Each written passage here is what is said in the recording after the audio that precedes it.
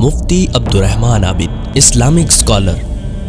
السلام علیکم ورحمۃ اللہ وبرکاتہ۔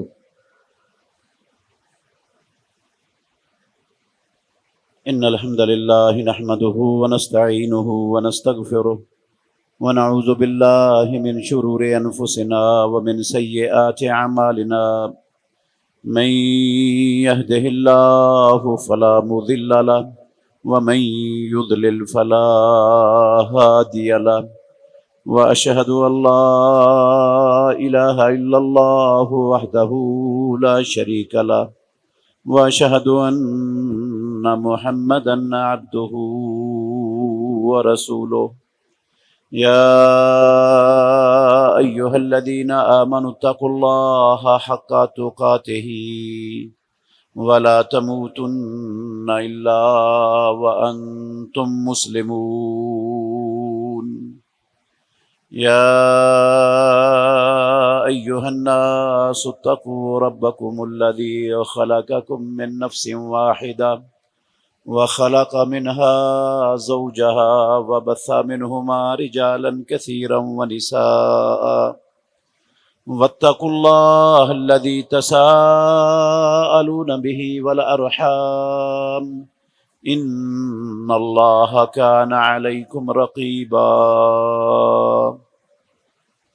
يا أيها الذين آمنوا اتقوا الله وقولوا قولا سديدا يصلح لكم أعمالكم ويغفر لكم ذنوبكم، ومن يطع الله ورسوله فقد فاز فوزا عظيما۔ أما بعد فإن خير الحديث كتاب الله، وخير الهدي هدي محمد صلى الله عليه وسلم، وشر الأمور محدثاتها، وكل محدثة بدعة، وكل بدعة ضلالة، وكل ضلالة في النار۔ اعوذ باللہ السمیع العلیم من الشیطان الرجیم، من ہمزہ ونفخہ ونفثہ، بسم اللہ الرحمن الرحیم۔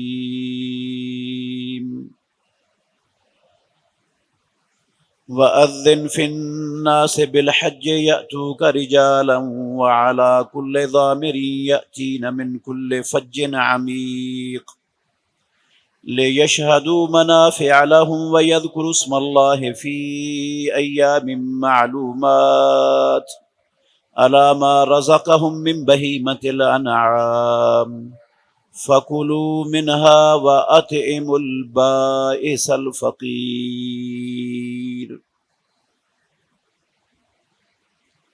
اور لوگوں میں حج کا اعلان کر دیجئے، وہ آپ کے پاس پیدل چلتے ہوئے آئیں گے، اور ہر لاغر اور دبلی پتلی اونٹنی پر دور کے راستوں سے، تاکہ وہ اپنے منافعوں کو حاضر ہوں اور اللہ کا نام ذکر کریں معلوم دنوں میں، ان جانوروں پر جو چوپائے قسم کے پالتو جانور ہم نے ان کو عطا کیے ہیں۔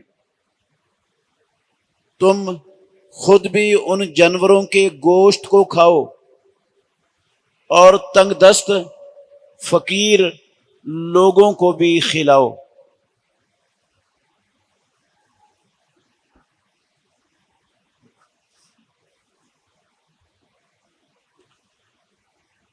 ہر قسم کی حمد و ثنا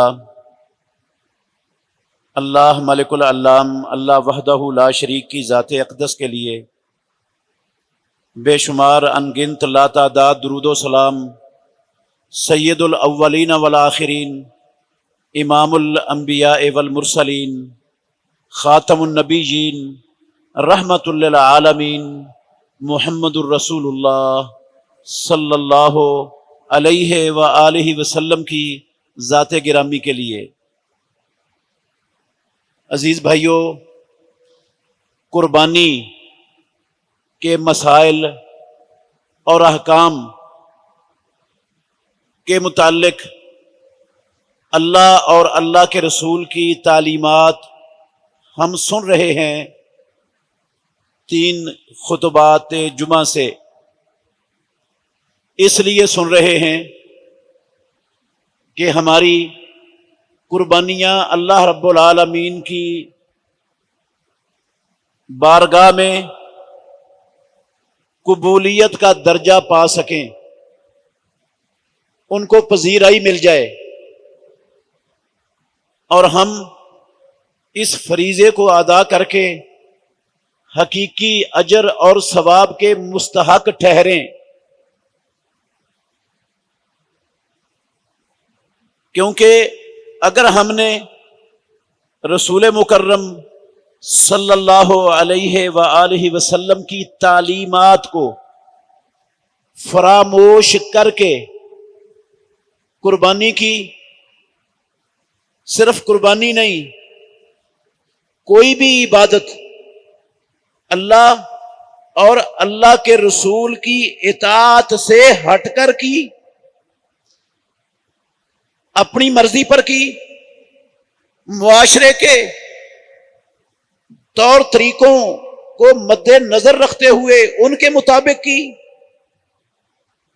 رسول اللہ صلی اللہ علیہ وسلم کی اطاعت کو چھوڑ کر دنیا کے کسی عالم، کسی علامہ، کسی محدث، کسی امام، کسی پیر، اس کے رائے، قول اور فتوے کے مطابق عبادت کی تو وہ عبادت اللہ رب العالمین کے ہاں قبول نہیں ہوتی۔ رب العالمین کے ہاں وہ عبادت قبول ہوتی ہے، اس کو قبولیت کا درجہ ملتا ہے جو عبادت خالصتاً اللہ اور اللہ کے رسول کی بتائی ہوئی تعلیمات کے عین مطابق کی جائے گی۔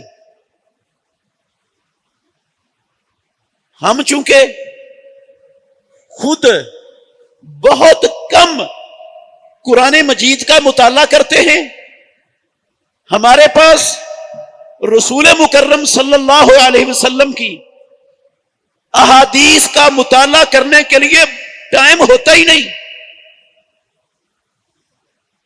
اور یہ قربانی سال کے بعد آتی ہے، اور سال میں بندے کے ذہن سے بہت سی تعلیمات وہ بھول چکی ہوتی ہیں، زائل ہو چکی ہوتی ہیں، تو ان کی یاد دہانی کروانے سے فائدہ ہو جاتا ہے۔ لوگ پھر کوشش کرتے ہیں کہ ہم اپنا ہر عمل، اپنی ہر عبادت، اپنی ہر نیکی اس طریقے پر کریں جو طریقہ آسمانوں والے رب نے نازل فرمایا، جو اللہ کے نبی نے اپنایا، جو پیارے پیغمبر نے امت کو سکھایا، جس طریقے پر رسول مکرم صلی اللہ علیہ وسلم کے شاگرد صحابہ رضوان اللہ علیہم اجمعین چلتے رہے۔ تو اس حوالے سے بہت سی چیزیں ہم پہلے سن چکے ہیں، قربانی کا حکم بھی جان چکے ہیں، قربانی کی جانور کی عمر کے متعلق بھی جو تعلیمات اللہ اور اللہ کے رسول کی ہیں وہ بھی جان چکے ہیں، قربانی کے جانور کے عیوب کے متعلق بھی ہم تفصیلات سن چکے ہیں احادیث کی روشنی میں کہ کن کن عیبوں سے جانور کو پاک ہونا چاہیے۔ اس حوالے سے ایک اہم ترین مسئلہ یہ ہے کہ قربانی کا وقت کون سا ہے، قربانی کرنے کا وقت کب شروع ہوتا ہے مسلمان کے لیے، اور قربانی کا وقت کب ختم ہوتا ہے۔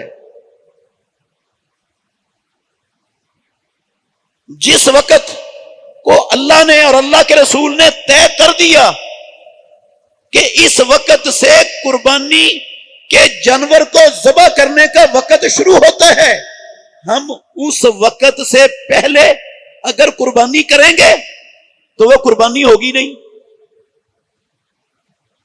جس طرح نمازوں کے وقت اللہ رب العالمین نے مقرر کر دیے، ابھی نماز کا وقت شروع نہیں ہوا، ہم وہ نماز پڑھ لیں تو نماز ہو جائے گی، سوال ہی پیدا نہیں ہوتا. رمضان المبارک کا مہینہ شروع نہیں ہوا، اس سے پہلے روزے شروع کر دیں تو رمضان کے روزے ادا ہو جائیں گے. حج کا وقت شروع نہیں ہوا، اس سے پہلے حج کی نیت سے بیت اللہ کا طواف بھی کر لیں، صفا مروہ کی سعی بھی کر لیں، منا بھی چلے جائیں، عرفات بھی چلے جائیں، مزدلفہ بھی چلے جائیں، کنکریاں بھی مار لیں، حج ہو جائے گا. کوئی بھی عبادت اس کا جو وقت اللہ اور اس کے رسول نے مقرر کر دیا اس وقت میں وہ عبادت ادا ہوگی تو پھر وہ عبادت اللہ رب العالمین کے ہاں اس کو پذیرائی اور قبولیت ملے گی. اگر ہم نے وہ وقت چھوڑ کر اپنے ذہن سے ایک اور وقت نکال لیا تو وہ عبادت ہمارے منہ پر دے ماری جائے گی. رب کو ایسی عبادت نہیں چاہیے. تو قربانی کا وقت شروع ہوتا ہے عید الاضحیٰ کی نماز پڑھنے کے بعد، اور عید الاضحیٰ کی نماز کا وقت وہ سورج کے طلوع ہونے سے 7 منٹ بعد تقریباً شروع ہو جاتا ہے. جو وقت اشراق کی نماز کا ہے وہی وقت عید الاضحیٰ کی نماز کا ہے. اور جتنی جلدی عید الاضحیٰ یا عید الفطر کی نماز کا بھی وہی ٹائم ہے، جتنی اول وقت میں جلدی ہم نماز پڑھیں گے اتنا زیادہ اجر اور ثواب ملے گا، کیونکہ اول وقت میں نماز پڑھنا اس کو مدینے والے امام محمد الرسول اللہ صلی اللہ علیہ وسلم نے اسلام کے افضل الاعمال میں سے ایک عمل شمار کیا ہے. اول وقت پہ نماز پڑھنا تو پڑھی جا سکتی ہے، اور وقت عید الاضحیٰ کی نماز کا وقت چلتا ہے زوال تک. زوال کے وقت سے پہلے پہلے تک. لیٹ ہو گئی ہے کسی عذر کی وجہ سے تو زوال کے وقت تک بندہ عید الاضحیٰ کی نماز پڑھ سکتا ہے. اور اگر زوال کا وقت ہو گیا عید الاضحیٰ کی نماز نہیں پڑھی گئی تو اس کا یہ فرض چھوٹ گیا ہے، فرض ترک کر دیا ہے اس نے، اس کا فریضہ ادا نہیں ہوا، وہ نماز قضا ہو چکی ہے. تو قربانی کا جو مسنون وقت ہے، جس وقت کو اللہ اور اس کے رسول نے محمد الرسول اللہ صلی اللہ علیہ وسلم کی امت کے لوگوں کے لیے طے کیا ہے، وہ وقت ہے عید نماز پڑھنے کے بعد. جندب بن سفیان البجلی رضی اللہ عنہ کی حدیث ہے صحیح بخاری میں، کہتے ہیں کہ رسول مکرم صلی اللہ علیہ وآلہ وسلم عید الاضحیٰ کی نماز پڑھ کر واپس لوٹے تو آپ نے دیکھا کچھ لوگوں نے عید نماز پڑھنے سے پہلے ہی اپنی قربانی کے جانور ذبح کر لیے ہوئے ہیں اور وہ ان کا گوشت تیار کر رہے ہیں. رسول مکرم صلی اللہ علیہ وسلم نے ان لوگوں کو دیکھ کر فرمایا، من ذبح قبل الصلاۃ فلیذبح مکانہا اخری. جس بندے نے عید الاضحیٰ کی نماز پڑھنے سے پہلے اپنی قربانی کے جانور کو ذبح کر لیا ہے، وہ اس قربانی کے جانور کی جگہ پر دوسرا جانور ذبح کرے. یہ حکم دیا محمد الرسول اللہ صلی اللہ علیہ وسلم نے دوسرا جانور ذبح کرنے کا.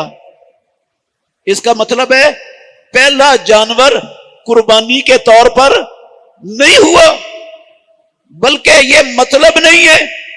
برا بن عازب رضی اللہ تعالیٰ عنہ کی حدیث صحیح بخاری شریف کے اندر، اس میں یہ لفظ ہے، امام الانبیاء نے کہا فَإِنَّمَا شَاتُكَ شَاتُ لَحْمٍ، برا تیری بکری جو تو نے عید کی نماز پڑھنے سے پہلے ذبح کر لی ہے، یہ گوشت کی بکری تو ہو گئی ہے۔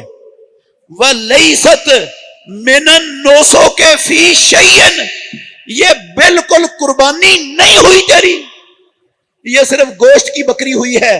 تو گوشت کھا لے گا، اپنے گھر والوں کو کھلا دے گا، اپنے ہمسایوں کو کھلا لے گا، قربانی کا فریضہ ادا نہیں ہوا، قربانی نہیں ہوئی، کیونکہ قربانی کے لیے اللہ نے عید نماز پڑھنے کے بعد کا وقت مقرر کیا ہے، وہ اس سے پہلے ہو ہی نہیں سکتی۔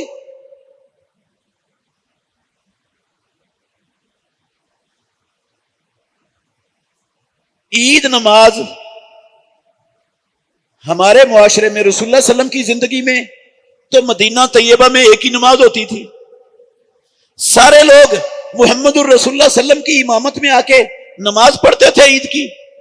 اور آج بھی آپ سعودی عرب چلے جائیں، جو سعودی عرب رہ کے آئے ہیں ان سے پوچھ لیں، وہ گواہی دیں گے، آج بھی سعودی عرب کے اندر ہر شہر کے اندر ایک عید کا اجتماع ہوتا ہے، بس ایک ہی اجتماع ہوتا ہے عید کا، 2 3 4 اجتماع نہیں ہوتے۔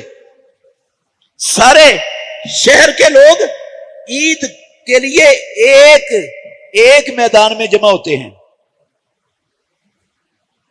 جو بہت بڑا شہر ہے، ریاض ہے یا جدہ ہے، اس کا مجھے زیادہ علم نہیں کہ وہ بہت بڑے ہیں، وہ ایک جگہ پر یا 2 جگہ پر یا 3 جگہ پر جمع ہوتے ہیں۔ عام شہر سعودی عرب کے، ان شہروں کے اندر ایک ہی عید ہوتی ہے، ایک ہی جگہ پر ایک امام عید پڑھاتا ہے پورے شہر کے لوگوں کو، سارے شہر کے لوگ وہاں پر جمع ہوتے ہیں۔ ان کے لیے تو مسئلہ نہیں۔ ہمارے ملک میں، ہمارے شہروں میں ہر مسجد والوں نے اپنی عیدگاہ الگ بنائی ہوتی ہے، کیونکہ ہر مسجد کے خطیب کو، امام کو اپنے مفادات لوگوں سے عیدی وصول کرنے کا اس کا مقصد ہوتا ہے۔ وہ اجتماعیت جو ہونی چاہیے تھی مسلمانوں کی عید میں، کہ سارے مسلمان لبیک اور سارے مسلمان اللہ اکبر کی صدائیں بلند کرتے ہوئے ہر سڑک سے، ہر گلی کوچے سے ایک جگہ پر اکٹھے ہوں اور ایک جگہ پر اکٹھے ہو کر یہ فریضہ سر انجام دیں، یہ تو بات ممکن نہیں۔ اب کسی جگہ پر کوئی ٹائم ہوتا ہے عید کا، کسی جگہ پر کوئی ٹائم ہوتا ہے، کسی جگہ پر کوئی ٹائم ہوتا ہے، اور خاص طور پر وہ لوگ جو بڑے جانوروں میں حصے رکھتے ہیں، اب ایک بندے کا حصہ جس جانور میں ہے، اس بندے نے اس جگہ عید پڑھنی ہے، دوسرے نے دوسری جگہ پڑھنی ہے، تیسرے نے تیسری جگہ پڑھنی ہے، چوتھے نے چوتھی جگہ پڑھنی ہے، اور ہر ایک کی عید کا وقت دوسرے سے مختلف ہے۔ تو اس کے لیے کیا کرنا ہوگا؟ وہ کیسے پیارے پیغمبر کے اس فرمان پر عمل پیرا ہوں گے؟ ان کی وہ کس کی عید کا اعتبار کریں گے کہ جس کی عید پڑھنے کے بعد ان کے لیے قربانی کرنا حلال ہو جائے گا؟ خواتین کا ہمارے معاشرے میں الگ اہتمام ہوتا ہے، اکثر طور پر بہت کم ہوتا ہے کہ وہ مردوں کے ساتھ ہی عورتوں کی عید کا بھی بندوبست کیا گیا ہو، بہت کم ہے۔ زیادہ تر اہتمام خواتین کا الگ ہوتا ہے، مردوں کا الگ ہوتا ہے۔ اب جو ایک گھر کے اندر قربانی ہے، مرد نے عید مردوں کے ساتھ پڑھ لی، وہ پہلے ہو گئی، خواتین نے، گھر کی خواتین نے دوسری جگہ پر عید پڑھنی ہے، وہ لیٹ ہے۔ تو اب خواتین کی عید کا اعتبار ہوگا، کیونکہ قربانی تو سارے گھر والوں کی طرف سے ہو رہی ہے، یا وہ گھر کا سربراہ اس کا اعتبار ہوگا، اس کے لیے کیا حکم ہے؟ میرے محترم بھائیوں، ایسی صورتحال میں چاہیے تو یہ ذمہ داری ہے مسلمان حکمرانوں کی، حکومت کی، اور اس کے بعد ذمہ داری ہے اہل علم ممبر و محراب کے ورثاء کی کہ وہ محمد الرسول اللہ صلی اللہ علیہ وآلہ وسلم کے مسنون طریقے کو عیدگاہ کے لیے اپنی بستیوں میں، اپنے شہروں میں، اپنے علاقوں میں اس کا اہتمام کریں اور کروائیں۔ نہیں ہوتا اہتمام، مشکل ہے۔ ہمارے معاشرے میں جس طرح بے شمار فرقے ہیں، بے شمار مسالک ہیں، بے شمار گروہ ہیں، ہر ایک کے اپنے ذاتی مفادات ہیں، یہاں پر ممکن نہیں ہے ایسا ہونا، ناممکن ہے، ممکن نہیں ہے ادھر، لیکن قربانی تو کرنی ہے۔ پھر کیا کرنا پڑے گا؟ وہ لوگ جو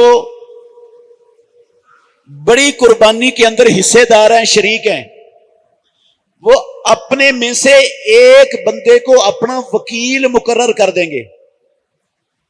بھئی ہماری طرف سے تم وکیل ہو، یہ قربانی کا جانور ذبح کرنا تیری ذمہ داری ہے، تیرے فرائض میں شامل ہے، ہم سب متفقہ طور پر تجھے اس کی ذمہ داری دیتے ہیں۔ تو وہ شخص جو وکیل بن گیا ہے نا، جب جس کو آپ نے وکیل منتخب کر دی ہے، جب وہ نماز پڑھ لے گا عید کی نماز، تو اس کے لیے قربانی کا جانور ذبح کرنا حلال ہو جائے گا۔ بے شک اس کے باقی حصے دار وہ کسی دوسری جگہ پر عید پڑھ رہے ہیں اور ان کا عید نماز ابھی لیٹ ہے۔ اصل اعتبار گھر کے سربراہ کا اور اصل اعتبار وکیل کی نماز کا ہوگا، جس کو آپ نے وکیل متعین کر دی ہے۔ جب گھر کا سربراہ اور وہ وکیل شخص جس کو آپ نے ذمہ داری دے دی ہے، اس کے اوپر ڈال دیا ہے یہ عمل، جب وہ نماز ادا کر لے گا، باقی حصے داروں نے نماز نہیں بھی پڑھی ہوگی تو اس کو قربانی ذبح کرنے کی اجازت ہے پیارے پیغمبر کے اس فرمان کے مطابق۔ قربانی ہو جائے گی سب کی، لیکن بالکل عید کی نماز کہیں بھی نہیں پڑھی گئی اور بندہ پہلے ہی قربانی ذبح کر لے، یہ قربانی نہیں ہے۔ ہمارے معاشرے میں کئی لوگ ہیں، اللہ کے گھر میں کھڑا ہوں، ذمہ داری سے کہتا ہوں، ہمارے معاشرے میں کئی لوگ ہیں، وہ یہ کہتے ہیں کہ جو لوگ بستیوں میں دیہاتوں میں رہتے ہیں، بستیوں اور دیہاتوں میں رہنے والے لوگ، وہ فجر کی نماز پڑھنے کے فوراً بعد اپنی قربانی کا جانور ذبح کر لیں تو ان کی قربانی ہو جائے گی۔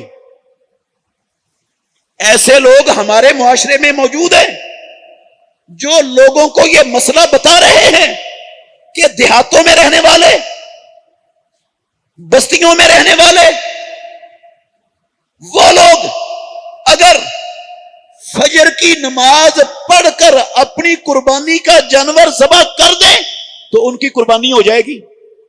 ان کے لیے عید الاضحیٰ کی نماز پڑھنے کے بعد کا انتظار کرنا ضروری نہیں۔ مگر یہ بات میرے بھائیوں رسول مکرم صلی اللہ علیہ وسلم کے اس صاف اور واضح فرمان کے سراسر خلاف ہے۔ اللہ کے نبی نے کہا من ذبح قبل الصلاۃ فلیذبح مکانہا اخری، اور پیارے پیغمبر نے کہا شاۃ لحم من ذبح قبل الصلاۃ، من عموم کا صیغہ ہے۔ اللہ کے نبی نے اس عموم کے صیغے میں شہریوں کی تخصیص نہیں کی، یہ نہیں کہا کہ میرا یہ حکم صرف بڑے بڑے شہروں میں رہنے والوں کے لیے ہے، یہ نہیں کہا امام الانبیاء نے، کسی شہر کی قید نہیں لگائی ہے امام الانبیاء نے، عام حکم ہے، شہر والوں کے لیے بھی ہے، دیہاتوں والوں کے لیے بھی ہے، چھوٹی بستیوں والوں کے لیے بھی ہے، سب کے لیے اللہ کے نبی کا یہ حکم ہے، کیونکہ آپ صلی اللہ علیہ وسلم شہر والوں کے بھی نبی ہیں، دیہات والوں کے بھی نبی ہیں، چھوٹی بستیوں والوں کے بھی نبی ہیں، مردوں کے بھی پیغمبر ہیں، عورتوں کے بھی پیغمبر ہیں، जिन्नों के भी पैगंबर हैं, इंसानों के भी पैगंबर हैं। मोहम्मद रसूलुल्लाह का फरमान सब पर लागू होता है, शहर वालों पर भी, देहात वालों पर भी, छोटी बस्तियों वालों पर भी, मर्दों पर भी, औरतों पर भी, जिन्नों पर भी, तमाम इंसानों पर मोहम्मद रसूलुल्लाह का फरमान लागू होता है, क्योंकि आप सबके नबी हैं, सबके पैगंबर हैं। जब सबके पैगंबर हैं तो आपका हुक्म सबके लिए हो गया, सिर्फ शहर वालों के लिए तो तखसीस की नहीं अल्लाह के नबी ने कि तुम ये हुक्म शहर वालों को दे रहा हूं कि वो ईद नमाज पढ़ने के बाद ज़बह करें, और जो देहात वाले हैं वो फजर के बाद ज़बह कर लें तो उनकी कुर्बानी हो जाएगी। अल्लाह के नबी ने तो कहा ही नहीं है, ऐसा कोई कैद और लफ्ज जिक्र ही नहीं फरमाया। तो अब ये वक्त तो फजर के बाद का अल्लाह के नबी ने मुतय्यन ही नहीं किया। मैं करूंगा कुर्बानी तो कुर्बानी शुरबानी तो कोई नहीं होनी, चाहे देहात में रहकर करूं, चाहे बस्ती में रहकर करूं, चाहे किसी डेरे और मुरब्बे पे रहता हूं, चाहे किसी छोटी बस्ती में रहता हूं, कुर्बानी नहीं होगी। ये लोग जो कहते हैं कि देहातों में रहने वाले लोग वो कुर्बानी फजर की नमाज पढ़कर कर सकते हैं, उनका वक्त यौमुन नहर को फजर की नमाज से शुरू हो जाता है, फजर की नमाज के बाद से। वो अपने इस मौकफ के लिए एक रिवायत का हवाला भी पेश करते हैं। बहकी में एक रिवायत है जिसमें लफ्ज है, कहते हैं रसूलुल्लाह सल्लल्लाहु अलैहि वसल्लम ने कहा, ला तशरीका वला अज़हा वला जुमअता अला अहलिल कुरा। बस्तियों वाले, देहातों वाले, गांव में रहने वाले लोग, उन पर अय्याम तशरीक नहीं है, उनके लिए अज़हा नहीं है, उनके लिए जुमा भी नहीं है, जुमा भी उन पर फर्ज नहीं है, अज़हा भी उन पर नहीं है, तशरीक भी उन पर नहीं है। कहते हैं जब उन पर अज़हा नहीं है तो ईद उल अज़हा की नमाज तो उन पर है नहीं। अब ईद उल अज़हा की नमाज जब उन पर नहीं है तो वो फजर की नमाज पढ़कर कुर्बानी कर लेंगे तो कुर्बानी हो जाएगी। नहीं मेरे भाइयों, पहली बात यह है कि ये मदीने वाले इमाम सैयद वुल्द आदम सरवरे कौनैन ताजदारे मदीना मुहम्मदुर रसूलुल्लाह सल्लम के अल्फाज है ही नहीं। इन अल्फाज का इमामुल अंबिया का फरमान होना साबित ही नहीं है।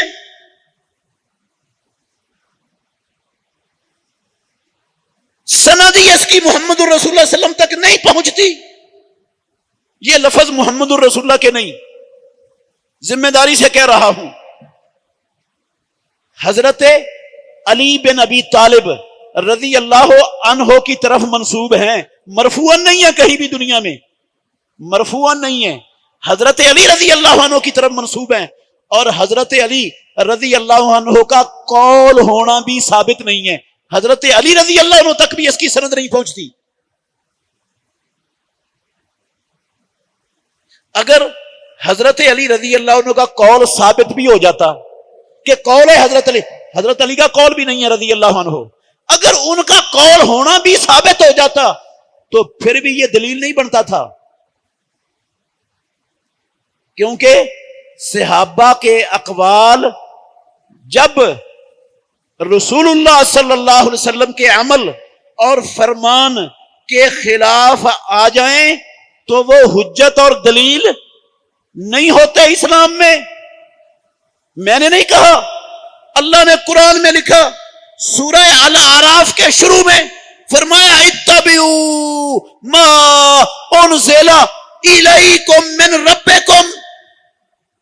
अल्लाह को रब कहने वालों, मुहम्मदुर रसूलुल्लाह के उम्मती कहलाने वालों, इत्तबिऊ मा उनज़िला इलैकुम मिन रब्बिकुम, जो तुम्हारे परवरदिगार ने आसमानों से तुम्हारी तरफ नाज़िल किया है, सिर्फ उसकी इत्तिबा का तुम्हें हुक्म है। वला तत्तबिऊ मिन दूनिही औलिया, उसको छोड़कर जो आसमानों वाले ने उतारा है किसी और की इत्तिबा मत करो। तो इत्तबिऊ मा उनज़िला इलैकुम मिन रब्बिकुम وہ یا قرآن ہے یا محمد الرسول اللہ صلی اللہ علیہ وسلم کی سنت اور حدیث ہے، تیسری شے کوئی نہیں۔ اور صحابہ رضوان اللہ علیہ مجمعین، اگر صحابی کا قول حجت ہوتا، دلیل ہوتا، تو صحابہ میں اختلاف ہوتا؟ صحابہ کا تو آپس میں ایک دوسرے سے اختلاف تھا، ایک دوسرے سے اختلاف ہوتا تھا مسائل میں صحابہ کا رضوان اللہ علیہ مجمعین۔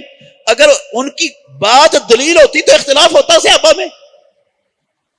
کبھی دیکھا کسی نے کوئی جان بوجھ کر محمد الرسول اللہ کے قول کے ساتھ اختلاف کرنے والا ہو؟ اس کو علم نہیں ہے، غلطی لگ گئی ہے، بھول گیا ہے، مخالفت ہو گئی، وہ الگ مسئلہ ہے، لیکن اس کو پتہ ہے محمد الرسول اللہ کا قول ہے، اور کوئی کلمہ پڑھنے والا جان بوجھ کر اللہ کے نبی کی قول کی، فرمان کی خلاف ورزی کرے گا؟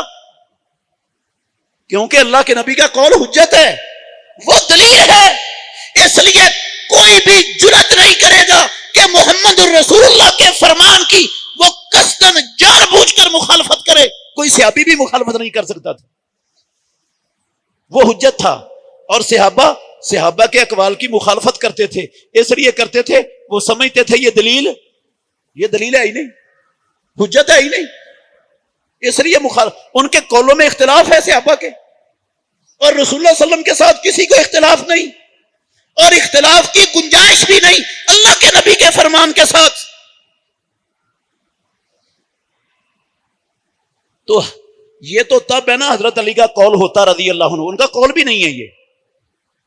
چلو چند منٹ کے لیے مسئلہ سمجھنا ہے نا، چند منٹ کے لیے ہم اس کو حضرت علی کا قول مان لیتے ہیں، ہے نہیں، چند منٹ کے لیے مان لیتے ہیں، تسلیم کر لیتے ہیں، فرض محال۔ تو اس کے لفظ کیا ہیں؟ لا اضحیٰ کیا مطلب ہے؟ قربانی نہیں ہے۔ دیہات والوں کے لیے قربانی، وہ قربانی کریں تو قربانی ہونی نہیں ان کی، اس کا مطلب تو یہ ہے، مطلب پھر یہ بڑھے گا، وہ فجر کی نماز پڑھنے کے بعد بھی اپنی قربانی کا جانور ذبح کر لیں گے تو قربانی نہیں ہونی۔ وہ دیہات والوں کی قربانی ہوتی نہیں، وہ گوشت ہی ہے، جس دن جب مرضی کر لیں کھا لیں، قربانی ہے ہی نہیں ان کی۔ اس کا مطلب تو یہ بنتا ہے پھر اگر اس کو مان لو صحیح، تو نہ یہ مرفوع حدیث ہے نہ حضرت علی رضی اللہ عنہ کا قول ہے۔ اگر قول بھی مان لو تو دیہات والوں کے لیے قربانی کا نام و نشان ہی مٹ جاتا ہے، قربانی رہتی نہیں ان کے لیے، قربانی کا وجود ہی ختم ہو جاتا ہے۔ یہ وجود شہریوں کے لیے رہتا ہے، دیہاتیوں کے لیے قربانی کا وجود ہی مٹ جاتا ہے۔ وہ جب مرضی کر لیں، وہ گوشت ہے، قربانی ہے ہی نہیں ان پر۔ اس لیے ہمیں یہ بات سمجھ لینی چاہیے، کوئی دیہات میں رہتا ہے، کوئی ڈیرے پر رہتا ہے، کوئی چھوٹی بستی میں رہتا ہے، کوئی کسی بڑے گاؤں میں رہتا ہے، شہر میں رہتا ہے، سب کے لیے حکم ہے محمد الرسول اللہ کا، عید نماز پڑھنے سے پہلے قربانی نہیں ہوگی۔ اور قربانی کا وقت، شروع کا وقت تو اس وقت شروع ہوتی ہے عید نماز پڑھنے کے بعد، ختم کب ہوتا ہے یہ وقت؟ سنن دارا قطنی میں حدیث ہے، سنن دارا قطنی میں حضرت جبیر بن مطعم رضی اللہ عنہ حدیث کے راوی ہیں، کہتے ہیں رسول اللہ صلی اللہ علیہ وسلم نے فرمایا کلو ایام التشریق ذبحن، سارے تشریق کے دن ذبح کے دن ہیں، سارے تشریق کے دن ذبح کے دن ہیں۔ اور تشریق کے دن کہتے ہیں 11 ذوالحجہ کو، 12 ذوالحجہ کو اور 13 ذوالحجہ کو۔ ساری دنیا میں جتنی عربی لغت کی ڈکشنریاں ہیں، ساری دنیا میں جن ڈکشنریوں کو معتبر ترین سمجھا جاتا ہے، سب کی سب ڈکشنریاں عربی زبان کی بڑی بڑی ساری دنیا میں مانی جانے والی، سب کا اتفاق ہے کہ ایام تشریق 3 ہیں، 11، 12 اور 13 ذوالحجہ۔ اور امام الانبیاء نے کہا کلو ایام تشریق ذبحن، سارے تشریق کے دن ذبح کے دن ہیں۔ تو اس کا مطلب ہے ایک دن ہو گیا یوم النحر، 10 ذوالحجہ کا دن یہ یوم النحر ہے، اور 11 12 13 یہ ایام 3 دن ایام تشریق کے ہیں، اور تینوں ایام تشریق کے دن اللہ کے نبی کہتے ہیں ذبح کے دینا ہے قربانی ان 13 ذوالحجہ کی شام تک ہو سکتی ہے۔ یہ ہے قربانی کا آخری وقت۔ بعض اہل علم کا خیال ہے کہ قربانی 12 ذوالحجہ کی عصر تک ہوتی ہے، اس کے بعد 13 ذوالحجہ کو قربانی کا وقت نہیں ہے۔ یہ بعض لوگوں کا، بعض اہل علم کا خیال ہے۔ وہ لوگ سب سے پہلے تو اس حدیث کی سند پر کلام کرتے ہیں کہ اس کی سند میں اضطراب ہے۔ بعض روایتوں میں یہ مرفوعاً مروی ہے، اور بعض روایات میں سندوں میں اس کو حضرت ابو ہریرہ رضی اللہ عنہ کا قول بنایا گیا ہے۔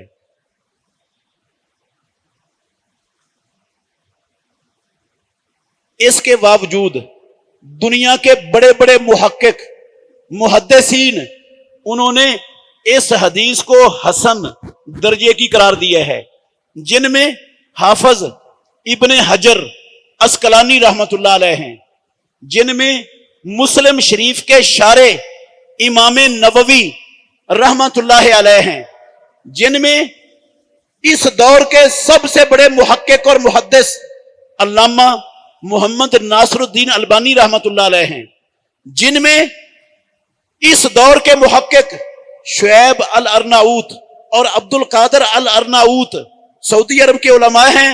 بہت سی کتابوں کی انہوں نے تحقیق کی ہے۔ یہ سب محققین اس روایت کو حسن درجے کی روایت قرار دیتے ہیں، اور حسن درجے کی روایت یہ حجت ہوتی ہے، دلیل ہوتی ہے۔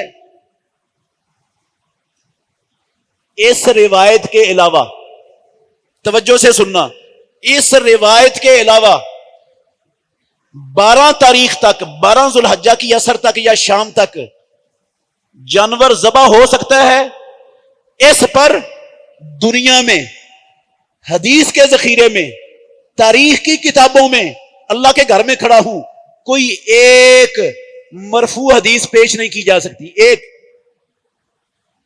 11 تاریخ کی اور 12 تاریخ کی قربانی کی ایک مرفوع حدیث کے ذخیرے میں دنیا کی تاریخ میں موجود نہیں۔ ذمہ داری سے کہہ رہا ہوں، امام الانبیاء محمد الرسول اللہ کا ذاتی عمل 10 ذوالحجہ کو قربانی کرنے کا ہے، اور مسلمان کے لیے افضل وقت وہ بھی یوم النحر قربانی کرنے کا ہے، کیونکہ یوم النحر ذوالحجہ کے پہلے 10 دنوں میں آتا ہے، جن کے بارے میں رسول اللہ نے کہا ما من ایام العمل الصالح فیہن احب الی اللہ من هذه الايام العشر۔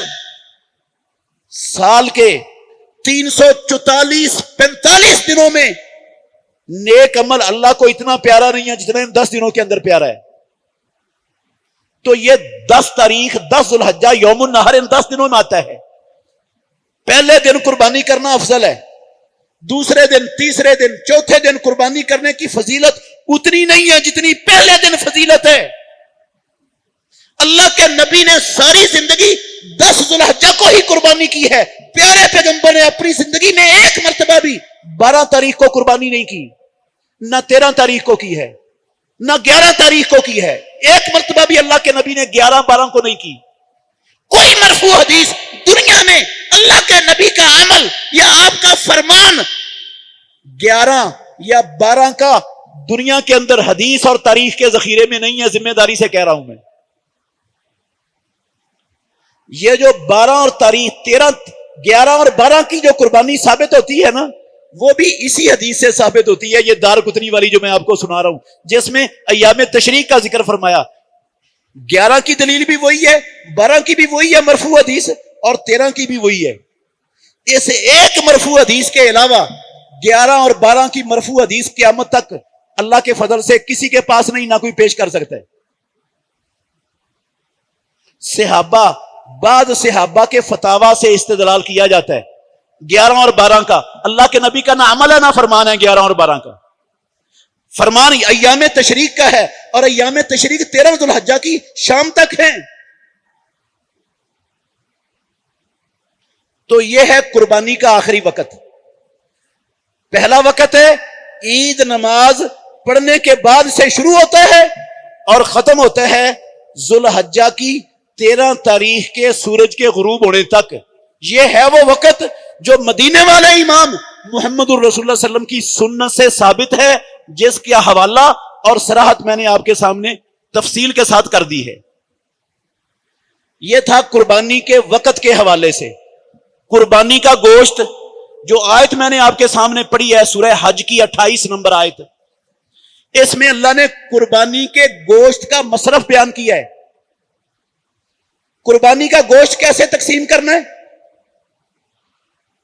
عام طور پر ہمارے معاشرے میں معروف اور مشہور ہے کہ قربانی کے گوشت کی 3 ڈیریاں لگانی چاہیے.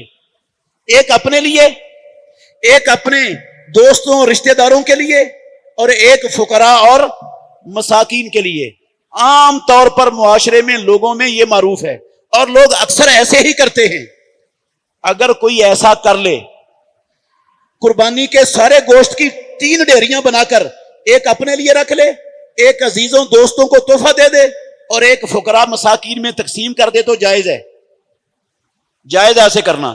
لیکن اگر وہ 3 ڈیریاں بنانے کی بجائے، اچھا یہ جو 3 ڈیریاں ہیں نا، یہ اللہ کے نبی نے نہیں کہا 3 ڈیریاں بناؤ، نہ قرآن میں ہے، نہ پیارے پیغمبر کے فرمان میں ہے، نہ اللہ کے نبی کا عمل ہے، لیکن جائز ہے.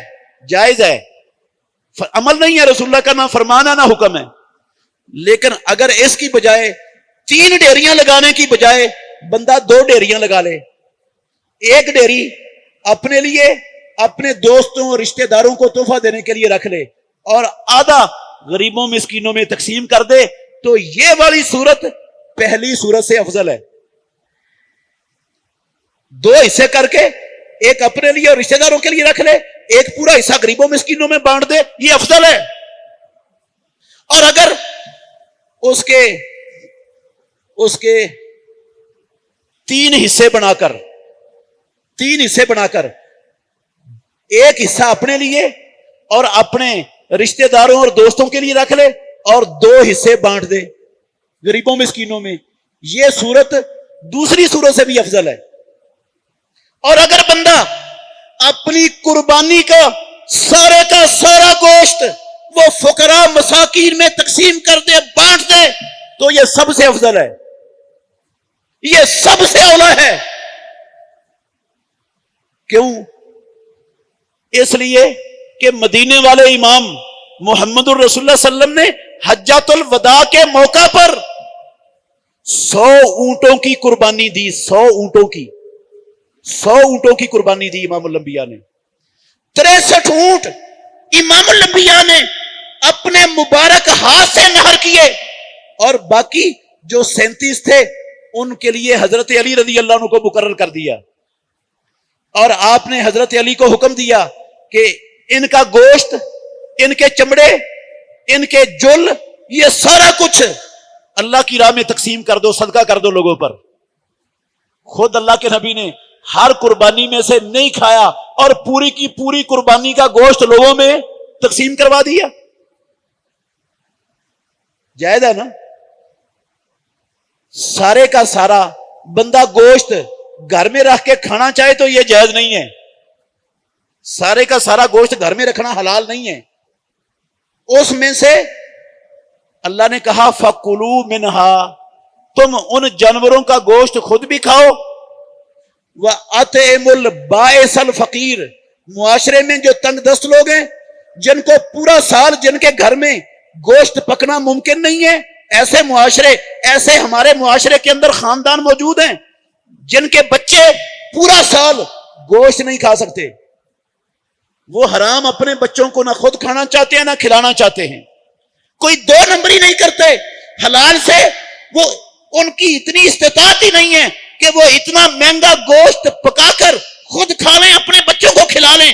وہ سارا سال گوشت کھانے اور بچوں کو کھلانے سے محروم رہتے ہیں. اللہ کی قسم ایسے لوگ ہمارے معاشرے میں موجود ہیں.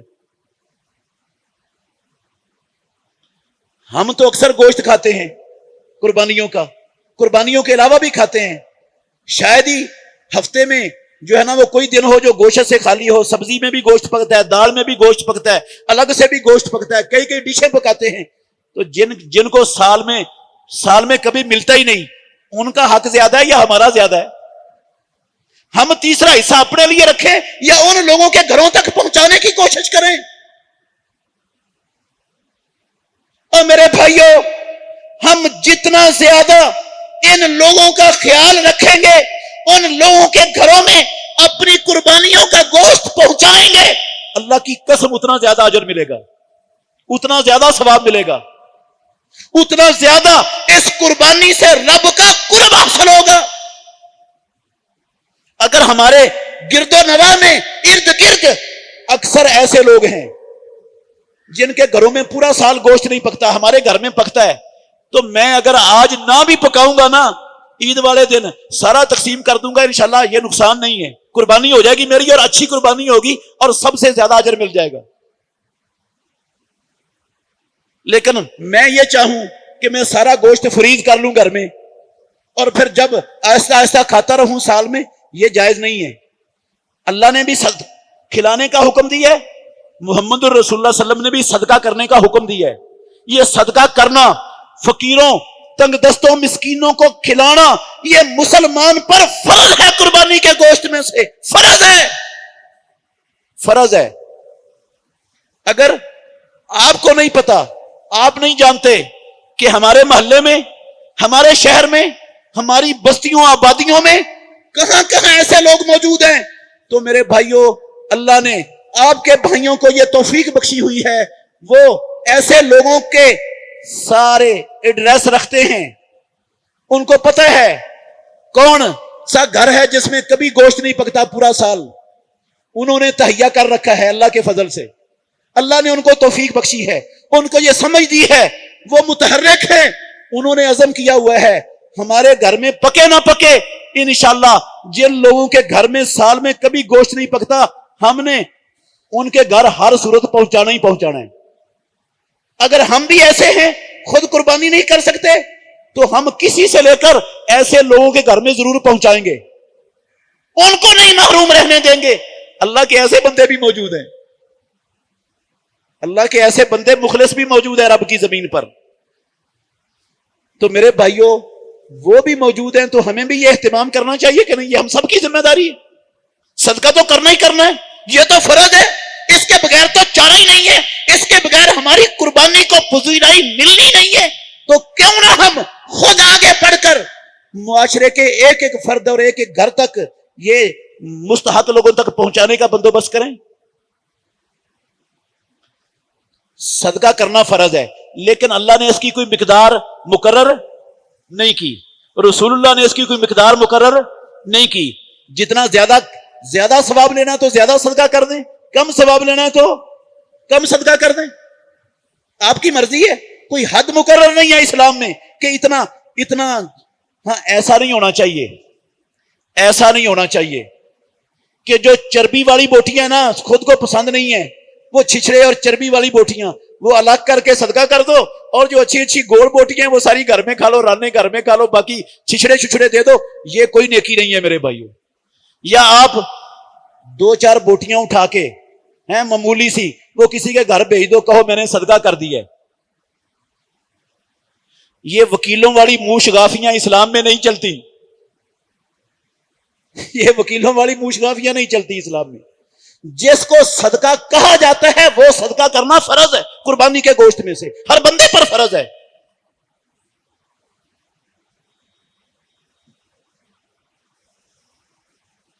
تو قربانی انشاءاللہ الرحمن، اگر ہم چاہتے ہیں کہ رب کا واقعتاً قرب مل جائے، اللہ راضی ہو جائے، رب خوش ہو جائے، تو پھر انشاءاللہ بخل نہیں کرنا، کنجوسی نہیں کرنی، انشاءاللہ کسی کو اپنے علاقے میں، خاص طور پر اپنی بستی میں، محلے میں کسی گھر کو انشاءاللہ نہیں رہنے دینا جس گھر کے اندر قربانی نہ ہوتی ہو، جن کے گھر میں گوشت نہ پکتا ہو، اور ہم ان کا خیال نہ رکھیں۔ ہم ان کا خیال رکھیں گے، انشاءاللہ آسمانوں والا رب ہمیں بھوکا نہیں رہنے دے گا۔ جو بندوں کا خیال رکھتا ہے آسمانوں والا رب اس کا خیال رکھتا ہے۔ اللہ رب العالمین کبھی اس کو نہ بھوکا رہنے دیتا ہے نہ ضائع ہونے دیتا ہے. تو یہ قربانی کے گوشت کے حوالے سے جو اللہ اور اللہ کے رسول کی اطاعت ہے، جو حکم ہے، وہ میں نے آپ کو سنایا ہے. بہترین صدقہ جاریہ حاصل کرنے کے لیے اس ویڈیو کو لائک، کمنٹ اور شیئر کرنا مت بھولیں.